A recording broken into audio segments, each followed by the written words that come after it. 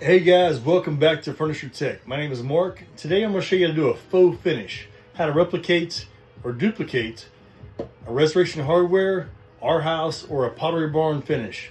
This is a contemporary French oak finish. I'm going to show you how to do it step by step. Let's get started. Alright, for the products I'm going to use, the background color is khaki. There's the numbers. Good lacquer finish. The glaze I'll use is called Van Dyke Brown Finisher's Glaze. I love it, my favorite. And to top coat it, I'm going to use flat oil finish. Most Restoration Hardware and Arhaus finishes are all kind of a flat finish, so we don't want a satin or a high gloss. This is a flat oil finish. It flows out really nice. It's a good lacquer. I use a cheap brush from Hobby Lobby. $3 brush to pull the grain, but I also want to use my antique tools. These are wood grading tools from $18.95. It's a little pack I bought off eBay. It's amazing. I love antique tools. Let's get started. All right, guys, about to spray the Van Dyke Brown glaze on the finish here.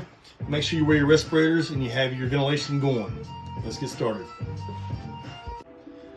All right, let's spray the Van Dyke Brown glaze.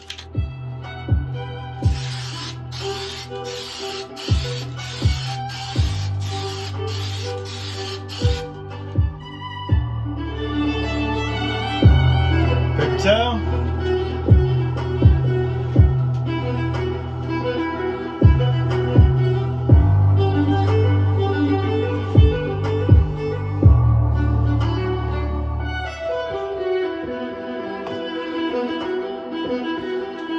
Cheap brush.